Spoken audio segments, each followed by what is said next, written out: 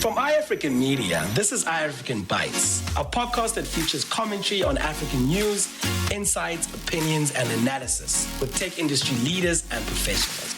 The podcasts are from interviews conducted by the iAfrikan team, whether at events or when needed for commentary. I'm Bataun Kosokwan, host and editor-in-chief for iAfrikan.com, spelled www.iafrikan.com.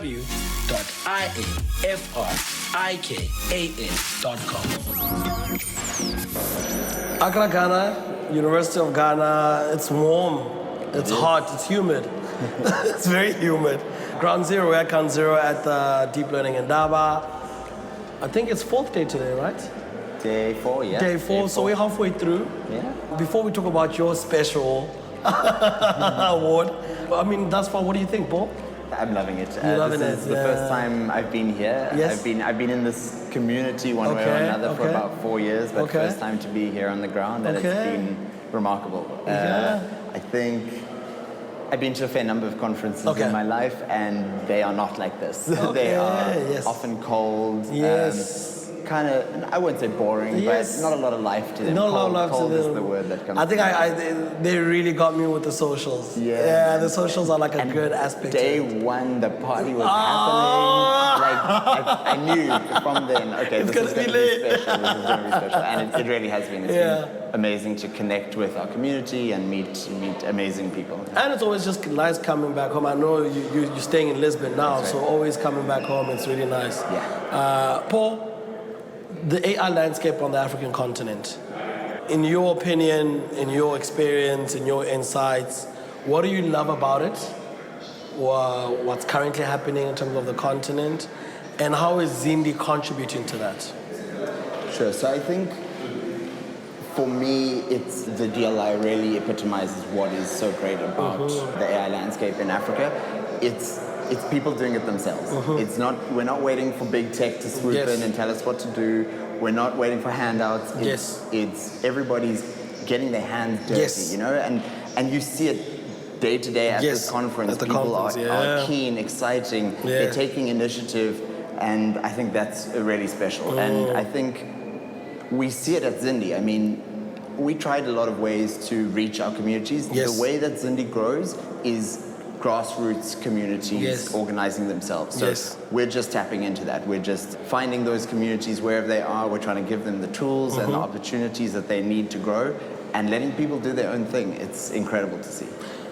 Paul, you're a communication and engagement leader. I mean, you've been in the space, you know, communication, comms, PR. You know, you've been in that space for a long time. What strategies are most effective that you deploy in Zindi to build your Zindi community? Yeah, so as I said, I mean, we tried a bunch of stuff, you know, digital ads and marketing and so on and so forth. But what really works is word of mouth. People bring their friends. 100%. That to me, it really tells us we've got something special. That's the biggest communication, advertising ever. Absolutely. When people sell you without you not enticing them. So what we've done to kind of enhance and amplify that is we're trying to provide support and opportunities through an ambassador program.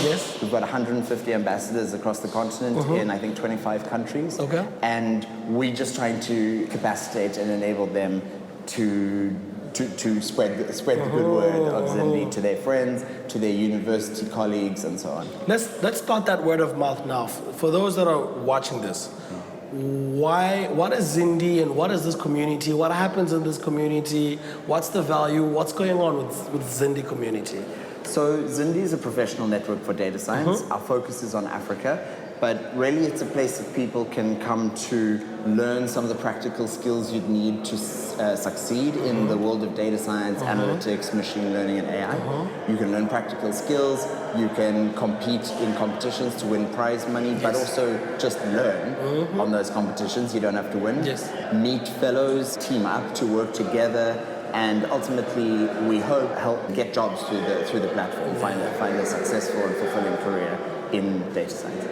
Now, Paul, you are the co-winner of the Maathai Award at the Deep Learning Indaba, which is a really big award.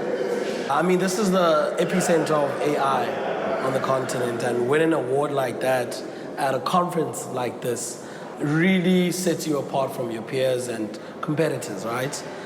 When did you get the call? How did you, when did you get the call, the email, and tell me those emotions? Yeah, I guess it was a few weeks ago. Okay. I don't know when exactly, but I think the first feeling was one of, I guess, a sense of relief to be recognized, because we work really hard at Zindi to support and grow this community, and to be recognized for that felt really good. Yes. And then I think just gratitude, because that followed immediately after, because we couldn't be here without the community, without the Deep Learning Indaba. So sure, it's a great recognition for Zindi, but it's also a recognition that Zindians, we call our community Zindians, they're the ones really doing this and really making a difference. And I think I'm just grateful that so many people want to be a part of what we're trying to do. Let's understand the persona of Zindians. Who are Zindians? Where do they live? Where do we find them?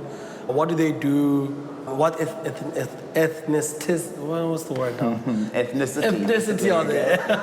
Yeah, so I mean, we've got an incredibly diverse community, so it's very difficult to stereotype. But if I think of a Zindi persona, they are young, they are African, they're probably studying, or they've just finished their career, and they're exploring the incredible and exciting world of AI. Maybe they went to a meetup, or they joined a group, or their friend went to the DLI, and they've heard, okay, AI it's a hot topic. And maybe I have the skill set to do it. Maybe they studied maths at university, or maybe they're already in the workforce and they decided, no, actually, you know what, I need to put more attention into this data science or analytics or engineering. Obviously, we have some masters on the platform, the guys who are winning prizes. We have CTOs on the platform. We have leaders. We have, any number of InstaDeep's research leads, for instance, they participate on Zindi. But for the vast majority, we have this really diverse, young, enthusiastic, but still learning. That's the nature of the community. And I do want to say one other thing which we're really proud of is that our community is almost 30% female. Beautiful. And to have a representation like that in such a complex technical field, that's well above global average for women in tech. 100%. And that's something we're incredibly proud of. Now, this technicality, here's the thing, Paul. I don't have a technical background in AI. I've got a background in law, and I've got a passion for what I'm currently doing, which is cybersecurity, and that's where my technical expertise lies. But if I want to learn AI machine learning, and I go to Zindi, where do you start me off? Can I come there not knowing zero, or do I have to say I have some sort of minimum qualification or minimum acumen in terms of AI? What spectrum should I be at? So because we have this sort of enthusiastic but inexperienced community, we do everything that we can to make it accessible to complete beginners.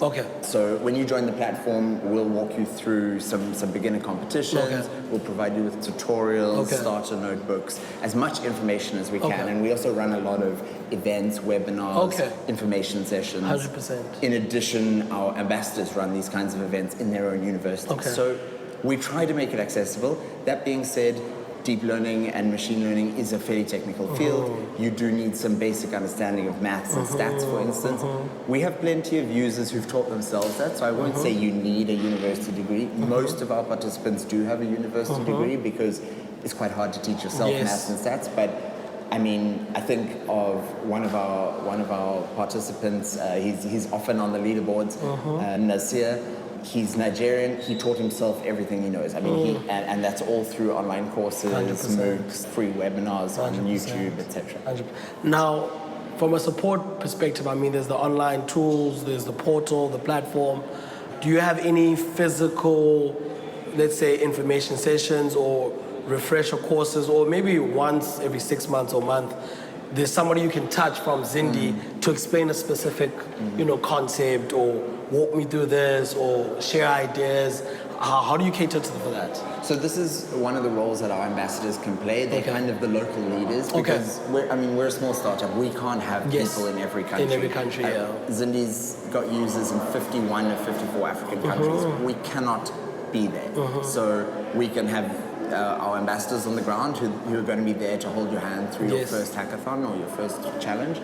But in addition to that, we do try to run information sessions as often as possible so that people can get exposed. Lastly, Paul, the Maathai Award. What has this done I mean, from maybe a confidence booster, revenue, or just clients, what does this do for the team at Zindi? The morale at the office, what has it done? Yeah, I think it's, as I said at the beginning, it's been just a sense that our work is being seen and appreciated out there in the world. I mean, I don't know if you've spent much time in the startup space, but it can be thankless. It can 100%. Be you're grafting very away. Dry. It doesn't. I mean, maybe not dry, but you work late nights. You're on your. But when I mean dry, but you it's only you and yourself yourself most of the time. It can be lonely. It's very lonely. Our team, I think we have an incredible team, and we support each other and we trust each other. But that kind of external recognition, it's such a boost to morale, and just to know that other people see what we see. You know, we believe we're changing the world, but to get that external confirmation, that 100%. Really feels really good. Brother, congratulations. Thank you so much. Very proud of you. Very proud of Zindi. Very proud of the AI skills, skills gap that you guys are bridging. And we look forward to doing a lot more work with you and Zindi. 100%. See you next time. Thank you for listening to iAfrikan Bytes. Please share your feedback with us on our socials. On Twitter @iAfrikan, on LinkedIn @iAfrikan.com.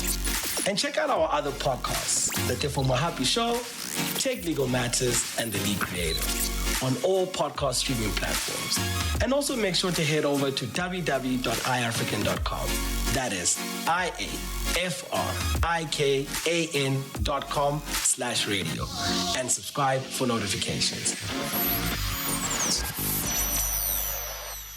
iAfrikan Bytes is an iAfrikan media original show, produced by Nzalo Mbangana and content producer and host by Don Kotokwane.